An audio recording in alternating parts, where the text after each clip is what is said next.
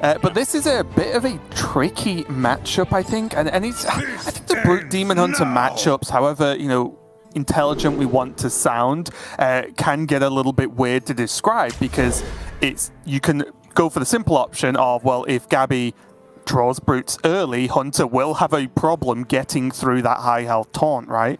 But I think the big factor I really want to draw attention to is the almost like 0 count of removal that Gaby's Demon Hunter actually has, which you know opens up the question of, well, if Hunter just plays some minions, does Gaby just die? Like, does he just 100% die if he doesn't do a huge brute turn early on?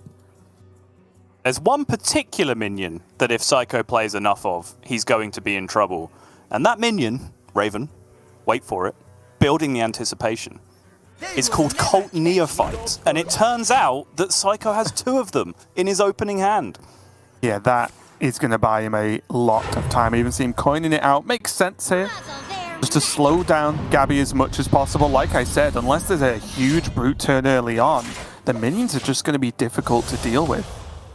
This is a very interesting early game exchange here because Gaby went Sigil Runner on 1, just wanting to get the draw out the outcast position.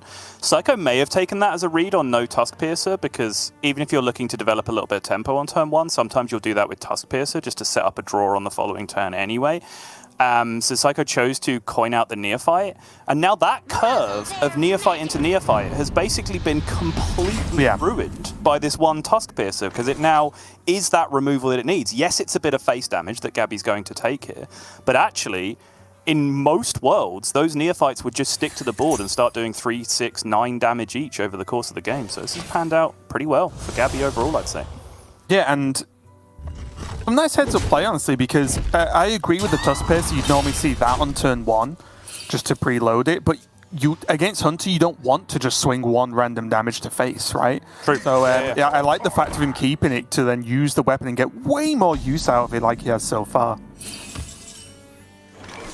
Ooh, oh my, that's a one-off. Very interesting. That is a one-off. But I was going to say, if Gaby can Illidari Studies into a Chaos Leech or I-Beam here, he would have been in a good spot. But having picked up the Soul Shear, that creates very interesting decisions and makes a very frustrating time for the old Discover bug to rear its ugly head. So we can't see what Gaby is so intently thinking about here. But if I had to wager, it's removal versus card draw is what's causing so much debate. And the winner is card draw. Card draw. Pleasure doing business. Completes quest, 4 out of 4, that'll discount the Soul Shear comes down, boom, bap, 3 damage, trade the Sigil Runner. This is a fantastic start for Gaby so far. Yeah, best of both worlds, right? Cycling through, getting quest progression, killing all the minions Seiko's playing. It's important to bear in mind, though, Gaby is on 24 now, so although it's not been the strongest opening, or most successful opening, I guess, from Seiko, he is pushing some damage, and now he has double quick shot, adorable infestation there, so he can now build a board. I would imagine he would skip the hero power here and just go as wide as possible. 1, to help empty his hand, and 2, just because he's seen the only, I think, direct removal card outside the weapon in Gaby's deck. Yeah, I think so too. But now is about the time where Gaby is going to need a brute turn, and that philosophy draw is quite exciting. Whether or not he can get the absolute nuts here off acrobatics remains to be seen. Not hitting persistent peddler. Fury was almost there, but even if he had, the problem that he had that turn was he wasn't able to play other card draw to discount his 2 acrobatics cards. That's normally how you really, really pop off on any game. Right. He does get the reduction here. Does have to start fighting back because although Seiko's not got more board pressure in hand, double quick shot is an absolute ton of damage. Sigil Runner? Okay, he'll have to make do. Sigil Runner? He'll have to make do with a measly, pathetic 2/6/7 taunts and killing a 3/3 on turn 5. A big deal that there's only 2, right? Because this double quick shot and a 1/1/1 can kill one of them straight off the bat.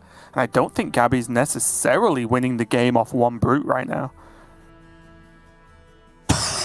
I'll tell you what he is doing, though. He's having a very good time. It's what this deck does to a person when they play it enough. True.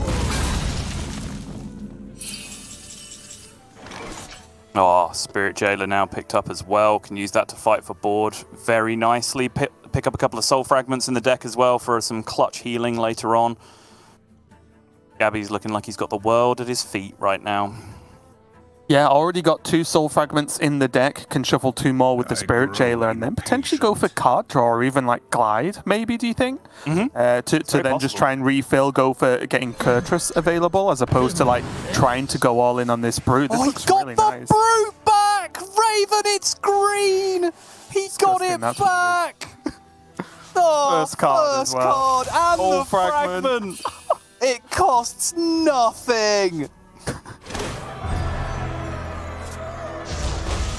Absolutely hideous. Can shuffle again with Librarian.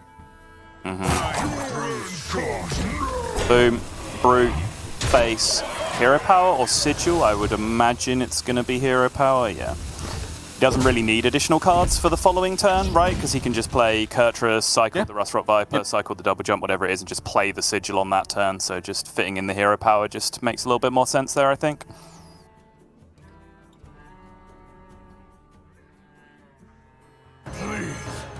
Yeah, this, I mean, Mancrick's good, but Seiko's going to need something even better off this quick shot. Oh, it's not bad. Oh. My quest, my revenge. Kurtrus, Sigil. Finds Frenzy in hand for next turn, even if it's just a few pieces of extra damage, right? Doesn't need to hit for 20 odd, just a little bit of extra damage from the natural draws, the Sigil as well. This is cute as well. He's actually holding on to the Rustrot Viper. I don't think there's any world where Rinling's Rifle actually scams a win for Seiko, but that would be the one potential thing that maybe you could think about. Gaby understanding that absolutely one more card draw was not going to do anything in that position. Just goes with the Hero Power instead, and that was a very, very clean game of Brute Demon Hunter. Didn't even hit the absolute nuts. Was kind of a turn later going off than, you know, you can if you actually hit the peak performance of the deck, but it's still got to be said that's a very, very good draw to be having against an aggro deck. And worth knowing as well that Gaby had the option of keeping Brute in the opening hand and threw it away, which is a decision that I do very much agree with, because you need to make sure you're hitting those card draw, and you want the card draw to hit the Brutes. That's how they get cheap. If you keep it in the opening hand, it's just never going to get cheap enough to play against aggro. And of course, although the glide was strong, we saw it was pretty powerful the turn he played it. It did the job he needed it to do. I really think the sequencing of the turns 1 and 2 made the big difference there. He got the Sigil runner down early against Hunter, generally strong, right? You have a 1-1. Even if there's no weapon, you can trade Hero Power into a lot of the openings Hunters have. And then he had the weapon, which then he could take down those Neophytes. And all that was delaying the quest. And I think, you know, pro players talk about this a little bit, but a lot of, say, lesser players would just quest on 1. Right, and just say, well, all my card draw needs to be about the quest, and that's it. But just that opening there from Gaby was really clean, and I think had by far the biggest impact on that game. I do think it's interesting, though, because first off, Seiko's hand didn't really have anything else to do apart from coin Neophyte. Right. But I can't express strongly enough how Brute Demon Hunter is not supposed to beat double Neophyte opening against Face Hunter. So the problem Seiko had there is because his hand didn't really do anything else and he had to go into the coin curve instead, he didn't really interrupt the crucial turns for Quest Demon Hunter, which is usually turn 3 and turn 4. That's when they're looking to hit those quest steps and try and turbo out those brutes.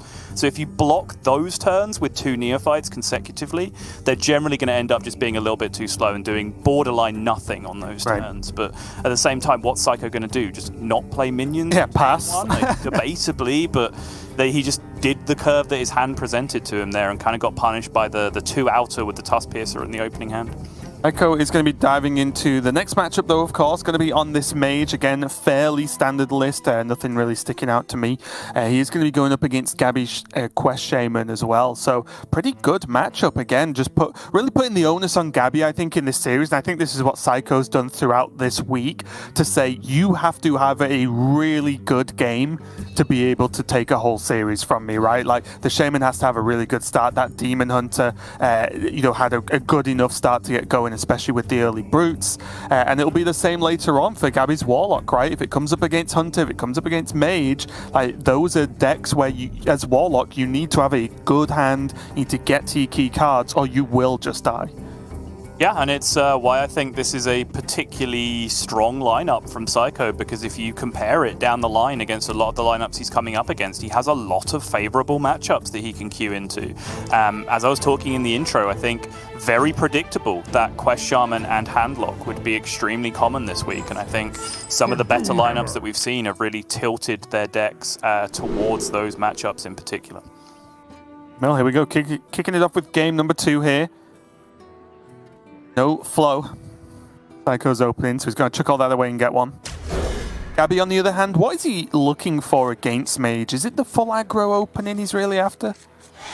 Yeah, I think it's aggro in the Quest Shaman sense, which sometimes means making the board as aggressively as possible, and sometimes means completing quest as rapidly as possible, because if you can get that early Brucan down while the Mage is having a slower draw and struggling a little bit, that's where the damage can really come through, because I think that's the biggest problem the Shaman has in this. They do okay with early pressure, but then it's closing the game, because they don't have enough burn from hand to deal 18 or something over the top, right? Once all their board is getting cleared by the +3 spell damage. So in that world, if you have been able to turbo quest, that can be a pretty big advantage, because then suddenly you're doubled up bolts, doubled up portals, all of that stuff can help you end out the game. And Diligent Note Taker Lightning Bloom is the best solution to all of those problems. So Gaby has an extremely strong hand here. Yeah, those two cards are the solutions to the problems you don't even realize you've got right now, and they'll still get the job done no matter what. I will say the initial guidance, not really mind-blowing here, like Wind Fury, Perpetual Flame, not what Gaby's after in this matchup. So a little bit disappointing there. Does get a Lightning Bolt from the one maker though, so not too bad. Any of that extra burn, as you mentioned, could come in clutch later on. I like it. Ram session off the top 4-3. Worth knowing as well, Gaby had some nutso turns available here with Diligent Note Taker, Lightning Bloom coin, etc. Could have done a lot, but chose not to do so quite deliberately, because it was the Awakening turn for the Phoenix on the other side. So he would have been essentially developing a board that was very easily cleared on the other side because of the increased spell damage. So probably holding back just one turn and then trying to make a more aggressive swing turn next turn. And Seiko doing one of the few moments where casting a Cramp Session pre-Dawn Grasp doesn't feel terrible is with the Phoenix. Picks up the first flame, which I like a lot. Just having enough to just kill off 1 or 2 early Shaman minions really helps out with that early damage they can push as well. Right. Only so much time. Double Ignite as well, okay. Not really ideal, because Ignite is a little bit inefficient as a card. Obviously when it's discounted it's reasonable. But when you compare it to the likes of First Flame, Second Flame, etc., it's not particularly pretty. Plus, it shuffles those dead draws into your deck, which you don't want to be hitting at this point of the game, even though it is eventually your win condition to be changing some of those ignites. The good thing is he isn't only sat on ignites, right? He's got Refreshing Spring Water and Arcane Intellect to get to a Frost spell, which is what he's after right now. So he can ignore those and kind of leave them around in hand until they're actually needed to keep the deck thin, because he's got plenty of other things to do. Gaby, though, is going off just a little bit here with the Bloom. Oh, no, he's not. Never mind. Could go for the Canal Slugger with that, or just take it a little bit slow.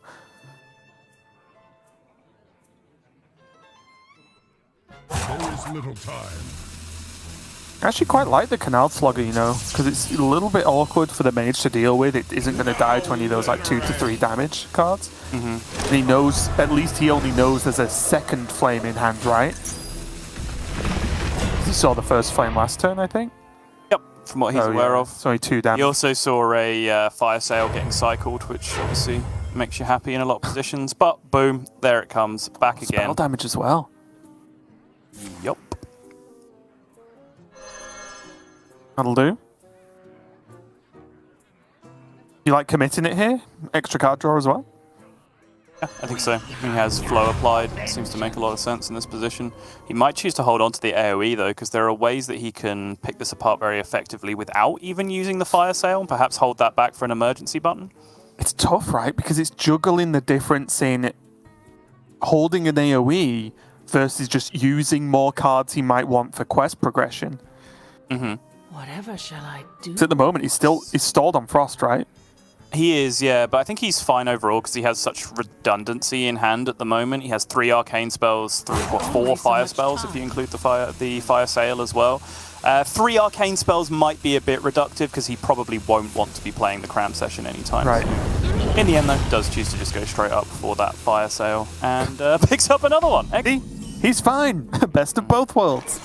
Really slow turn here for Gaby. Just going to draw and carry on with his day. Give Seiko at least some breathing room, but also doesn't give him targets for that, which is the flurry, the free spell he's really after to get this cooking. So likely he'll spend some time drawing cards, gets hold of the ice barrier.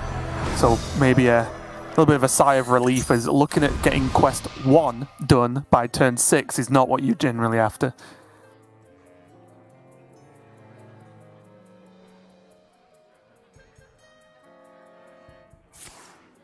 Yep, Seiko now can finally start again with some of these arcane and fire spells.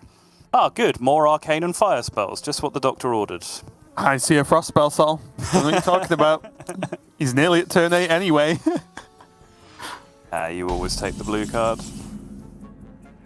I think the one I suggested was also blue. Yeah, but it's not the blue. Oh, Mr. Like, Blue card.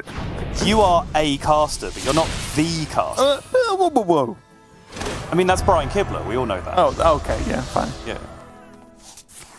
There's Brakan and Gaby. Going to be off to the races, and Seiko falling behind a lot. And this is one of those games, like I said, in a matchup like this, you have to pull something out the bag with as the Shaman. And Gaby's achieving that with some help from Seiko's lack of freeze in this game so far. Yeah, I mean, you say he's falling behind, and I'm going to admit I haven't come anywhere near counting this. But does Varden come down this turn? Because he has a lot of incredibly discounted built-up cards. He's still a Frost away, short, right? But the Discover can help him out. Not quite. Yeah, a little bit too expensive.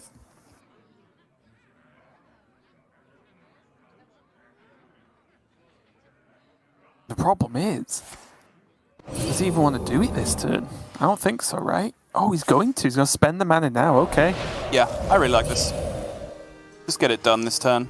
And that way you have Varden into Cram Session, into Ignites and everything on the following turn. With 2 discounts, 2 flows applied, right? It's just so much potential damage. I guess with 1 Flurry double Brain Freeze still in the deck, I'm okay with it. I was just a little bit scared of what happens if some gigantic minions hit the board this turn. True. Legend Note Taker is a very exciting prospect here for Gaby. You thinking set up for the burn with Serpent Shrine, for example? Right. 3 mana fireballs? Seems reasonable to me.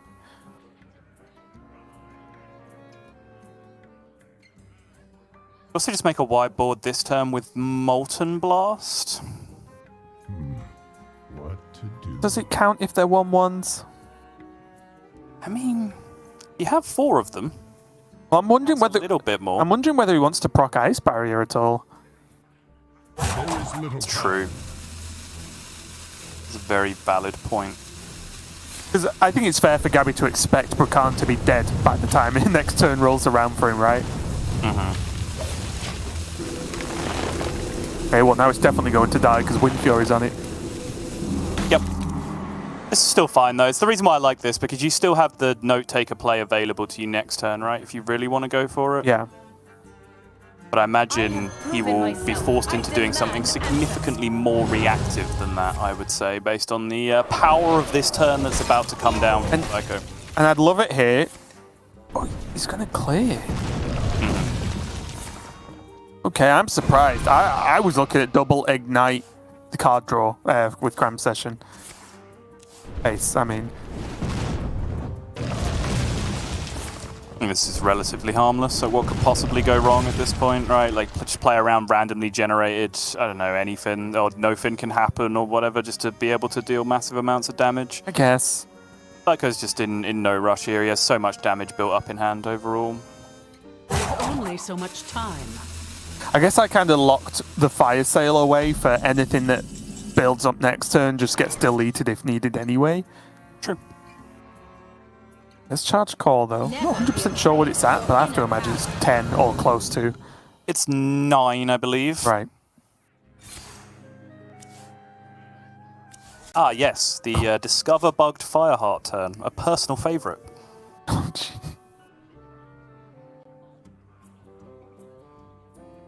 Just assume Gaby always picks the right one, okay? Just always the correct choice. That's double perpetual, not fantastic. It's okay, at least, in creating overloaded crystals for him to then unlock with the overdraft, right? Which at least deals a good chunk of damage here, I suppose. Of course, he does have that Serpent Shrine note taker, which is a lot of damage, actually, right? On turn, like next turn, he can cast them both for 12 damage total.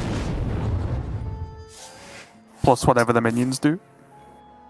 Damage going in, 10 damage going to face, has Fireball Runed Orb remaining. He has a hot streak still to be able to hit any additional burn cheaply here if he gets it. Doesn't hit it yet, though, is for the Runed Orb.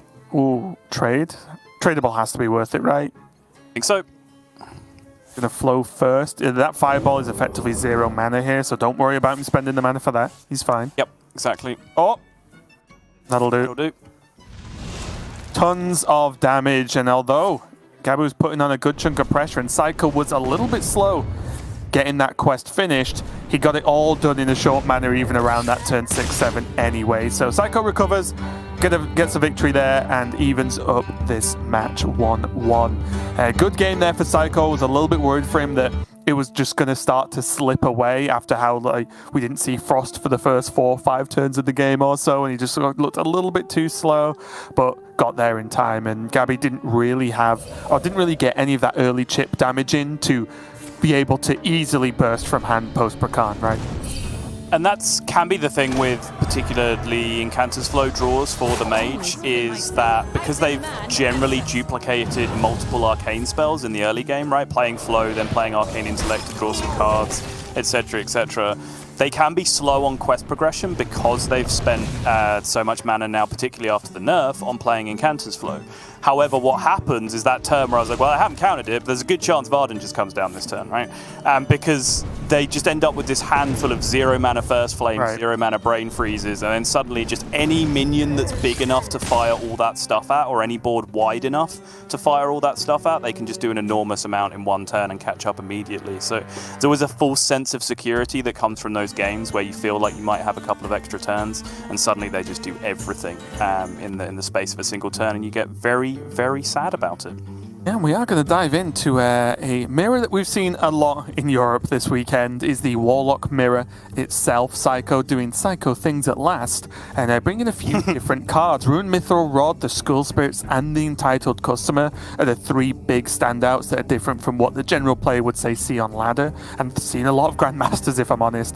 I will say, I was talking about this yesterday, I saw Xerius playing Handlock with Rune Mithril Rod, and the idea of it kind of makes sense, right? You draw a lot of cards, you can reduce them down and make them all more playable, unnerf those flesh giants if they're in your hand, tick all those boxes. But in general, this I think is built if Seiko was expecting everyone else to do what he's doing, if that makes sense, right? He has a few extra AoE removal options. One of them, especially potentially for the mirror, the Entitled Customer can actually get up to very high AoE damage, so even a board of giants can say bye-bye pretty quick. So again, I've not seen much of the Warlock from Seiko, but I'm looking forward to seeing it in this mirror match. Yeah, I'm very interested in Runed Mithril Rod because it was a card that was in the initial builds of this deck and then went away quite quickly when other stuff started coming in. And I do agree, obviously, if you have 9 or 10 cards in hand, it feels like discounting that whole hand twice is something you'd be very interested in. But the problem is whether you feel like you have enough time to play Runed Mithril Rod, and I would argue that maybe the Giant nerf supports this card now a little bit. Because it used to be every turn was allocated for doing something specific on your curve in order to get a turn 4 giant or a turn 5 giant, right? Whether it was tap Tour Guide on turn 3 or backfire on turn 3 into tap Tour Guide, whatever, on the following turn. You never could really allocate a turn to play Runed Mithril Rod without potentially slowing down a Flesh Giant, which is obviously the exact opposite purpose for what you would like to use a Ruined Mithril Rod for, which is to discount your cards and make them faster. Now, because those curves don't really exist outside of incredibly rare circumstance, I think the Ruined Mithril Rod has a little bit more room to breathe in the matchup. So kind of interested to see how it pans out.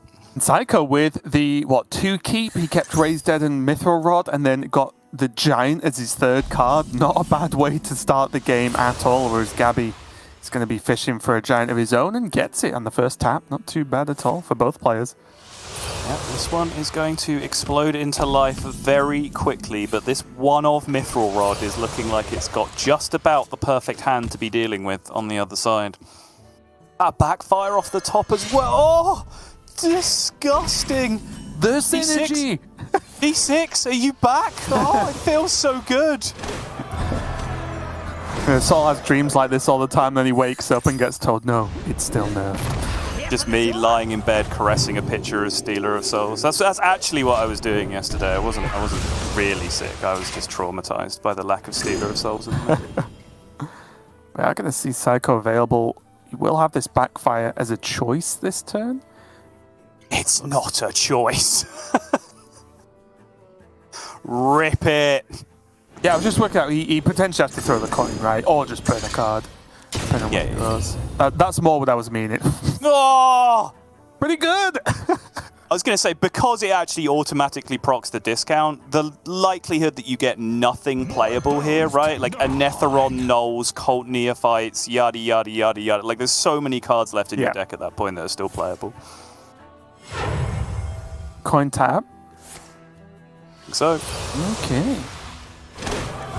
Prop the quest as well. This further reduces the Giants down. So already, at least in this one game of Hearthstone, Ruined Mithril Rod is looking pretty good. Yeah, turns out, good card when you have it in your opening hand and play it on 3 in a matchup where there's no pressure on you. Pretty good. Be right back. Putting one in my deck. Yeah.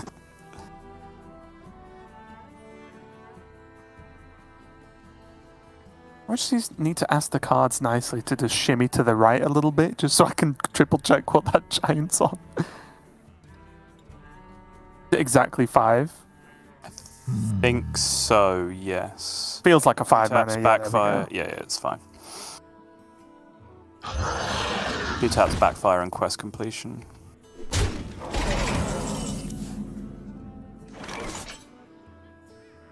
No Shadow Bolt here for Gaby, which is one of the cards you do look for in these Giant Wars.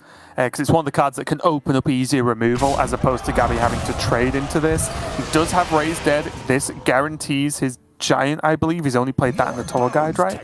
Right, yep. But Seiko, on the other hand, also has a guaranteed Raised Dead into Giant if he wants it. So he's just that little one step ahead, I would say, in this position. Yeah, the issue is perhaps the amount of damage that's going to get loaded up on board this turn by Gaby, where Seiko will have to allocate some of his turn to removal. It's fine because his whole hand's going to cost nothing after this turn. He will draw a card and then his life tap will gain him, 5 mana overall, based on the context of the hand. So, yeah, even with the increase from the Neophyte, the Soul Rend will still only cost 3. Seemed too bad.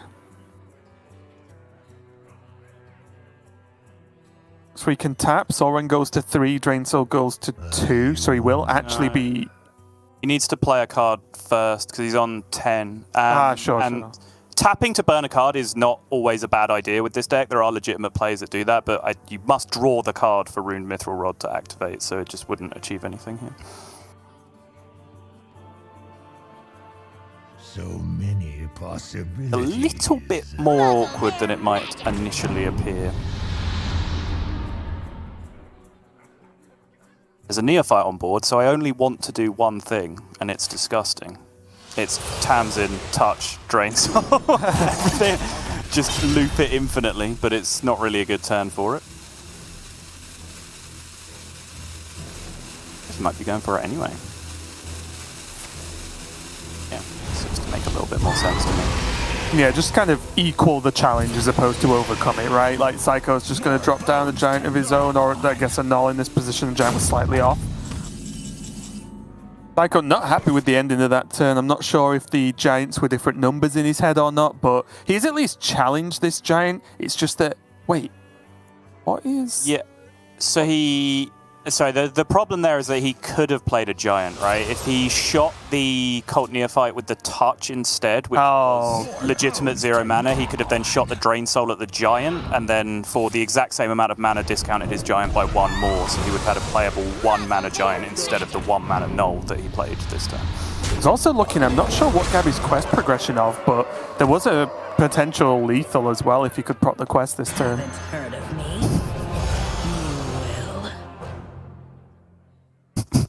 Yep, Gaby giving the reaction of someone that knows what's about to happen to him. He has indeed seen this play before. It is the best... No, it's the second best play in Hearthstone after Talented Arcanist fell Barrage Face. Ah, okay, I did wonder where you were going with that.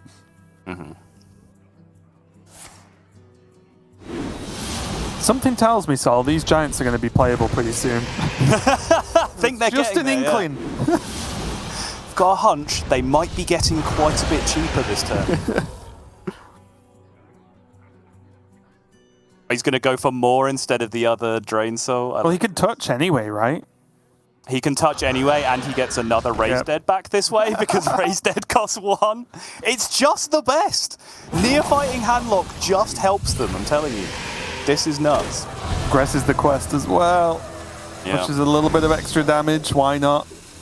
Touch the 3/2, play another giant.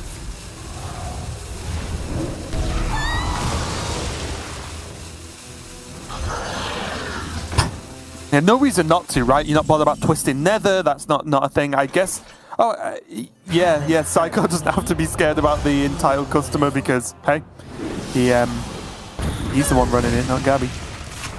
Yeah, I mean, this is what he is playing around, right? By even considering they're not playing the third giant, but I think sometimes good players have a tendency to get in their own head a little bit. It's like, well, what if I just don't put an 8/8 on board because my opponent might be able to kill it? It's like, well, if you don't put it on board, your opponent's already killed it because it's not there. So just get it in play.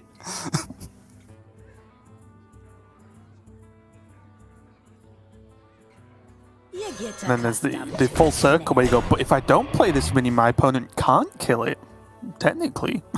Wow.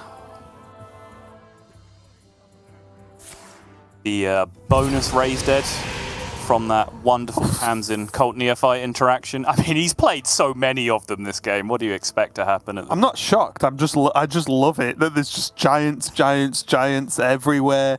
He can null Drain Soul, play double giant, and still have a load of mana to mess around with if he wants.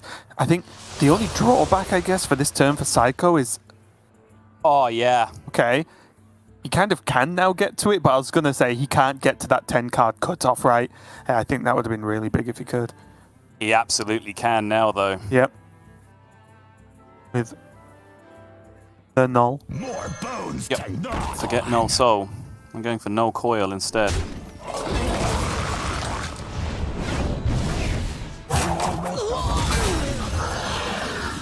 And after seeing the double Shadow Ren with Tamsin, you play your minions so they are not dead. They're on the board, they're truly alive, and they're going to have to force Gaby to do something pretty ridiculous. And I don't know if that something ridiculous even exists, Subtle. The other Soul Rend, right, is a possibility at this point? Because he went Tamsin Rend on the previous turn, got Tamsin back from Raised Dead, so he still has 1 natural Rend that he can use here. At which point, he's fatiguing real hard and might actually be winning at that point.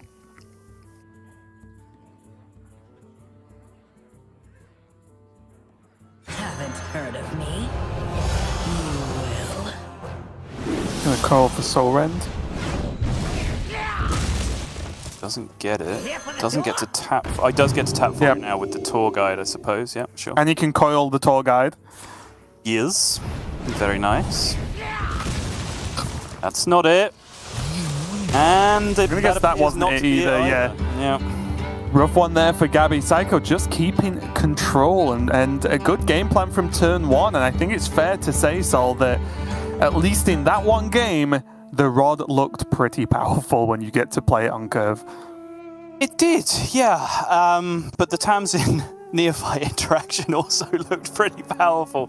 Not only did it clear up an entire board that would normally require, Shadow Blasts and Soul Rends in the other version of the deck, but it also gave another Raise Dead, which gave 2 more Giants, right? So that is 16 worth of pressure that just would not have been in the deck otherwise, which is absolutely insane and what forced Gaby into this position. But still, even after all of that, as we could see, he was fairly well progressed with his quest.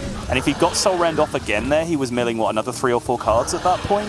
So he would be rushing to fatigue incredibly quickly with still decent removal in hand with double Bristleback to be able to stabilize a little bit to there, and Belief still had at least 1 Backfire left remaining in his deck, right? So I think he wasn't even that far away from setting up his own fatigue win condition despite the enormous amount of threats that were coming down for Seiko that game. Yeah, it's one of the reasons why I'm actually, although we've seen it a lot, I like the Warlock mirrors because it's never as simple as both decks just do exactly the same thing and go. Like, you do get that, the differences in approach based on how the hands look. We are moving on, though, to what will be the final, potentially the final game of the series. If Seiko can get a win here, he's going to be on his Hunter as his final deck, going up against Gaby's Shaman.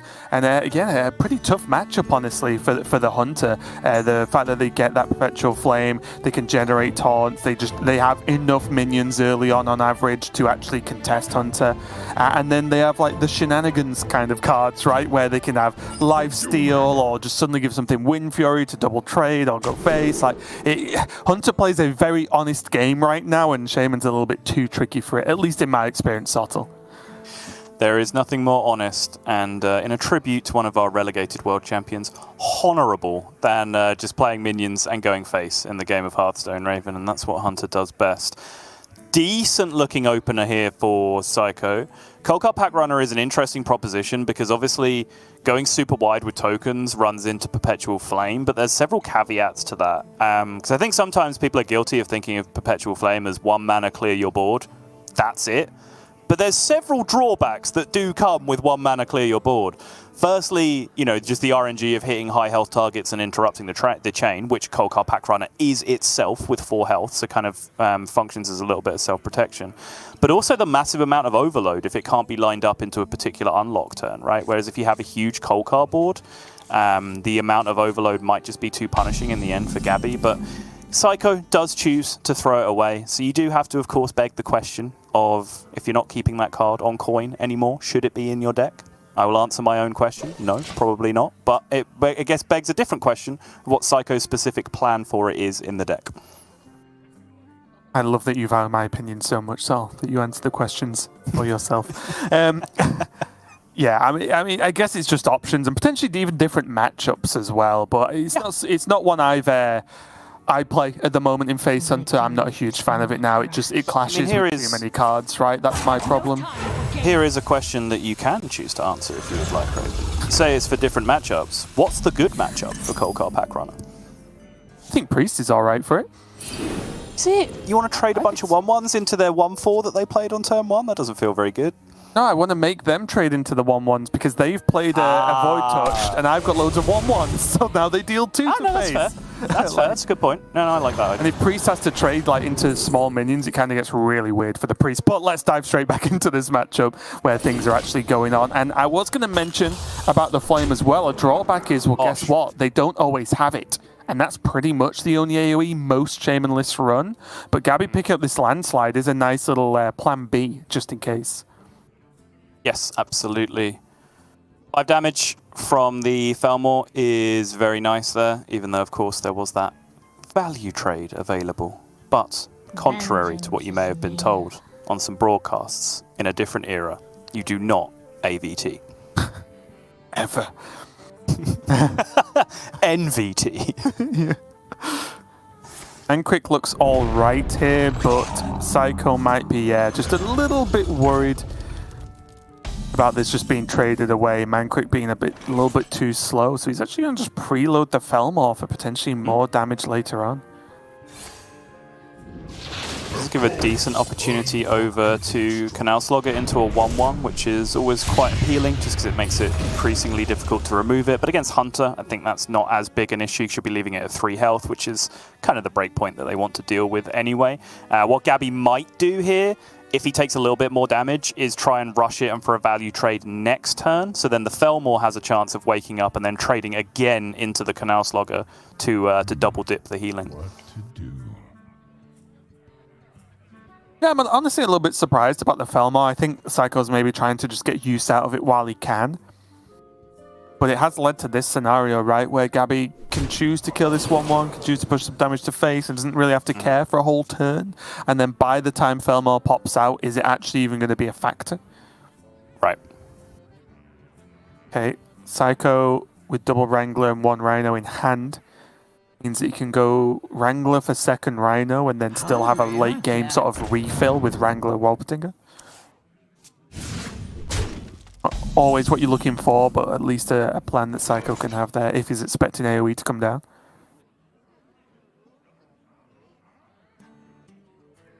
The storm is in me. Gotta be Zappa Slogger, right? It's insane this turn. So good. You just get so far ahead on board this way. There is a question of landslide just to retain everything on board. I mean, you still retain everything on board. Yeah, I mean, if you trade, I'm talking about pushing to 6, so come on. Okay, fair enough. Yeah, it's just good enough. If you get the extra heal from the Slogger here, that's exceptional. He didn't, but still putting the Felmore to 1. Too shabby. Aim shot is an acceptable draw, let's call it. Because otherwise, he's having to trade into that 6-1 manually.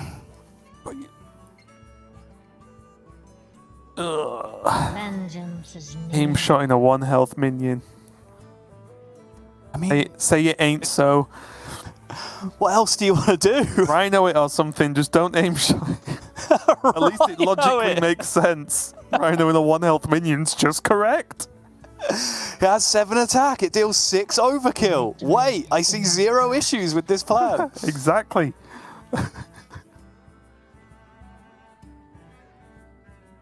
Oh, he just has to, doesn't he? You know what would be good now? A Kolkar pack runner.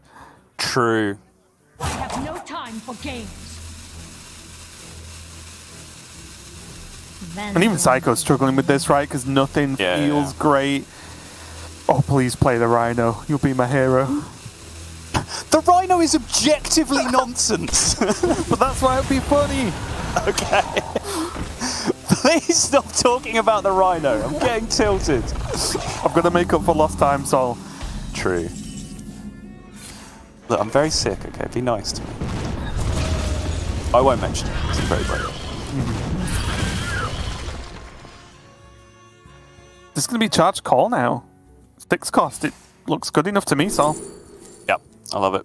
Oh, machine.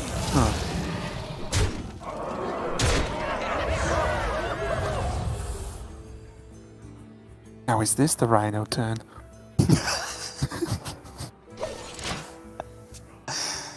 Why is it still alive? The plan. I mean, okay, I guess that's a that's pretty good why. plan. I was going to say, what was the plan here? But apparently he just knew what his next card was. Problem is, he's pretty dead soon. Psycho He really is. has to hope that Gaby draws absolutely nothing for like the next 2, maybe even 3 turns of the game. Victory is in my grasp. No, it is not, Sylvanas. Hungry, aren't ya?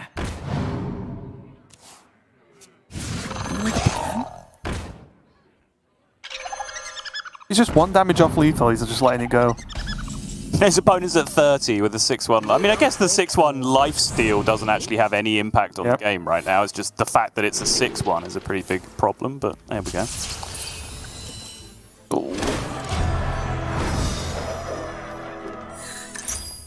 So in my experience, this is pretty difficult to come back from. Really? Wow. I can tell your experience is extensive and involved, and you have learned a lot of valuable lessons from your years as a Hunter player. Yeah, I've been in this spot before and it never really goes well. Gaby is going to even the series up with the win with the Warlock, and what does that mean he has left now? It's win with the Shaman because he's got Warlock left. Apologies, I'm just getting my words right. So now this is, I don't know, this matchup, although Hunter generally does feel favourable versus Warlock, any sort of high tempo aggro deck can get the job done. maybe I've been unlucky lately, but the matchup hasn't gone my way as often as I would have liked it to. I feel like the sheer volume of healing that Warlock actually has available, and those nulls especially, are pretty painful. They can fight for board early and have their heal backup. I don't think it's as straightforward as I think most people might imagine it would be of like Hunter rushes Warlock down because they life tap. And as we know, Seiko plays 2 Cult Neophytes in his deck as the Hunter, which, as we saw in the previous games, if you play a Cult Neophyte against Warlock, you just concede. That's just what happens. But on a more serious point, I kind of went through the same process as you, whereas early on I was like, yeah, Hunter's just too quick, it just gets there. But I honestly feel like if you have Soul Rend in your top 8, 10 cards as the Warlock, it almost becomes pretty free at that point because you tap a couple of times, you backfire maybe, you have the luxury of doing that because you know you can rely on the Soul Rend.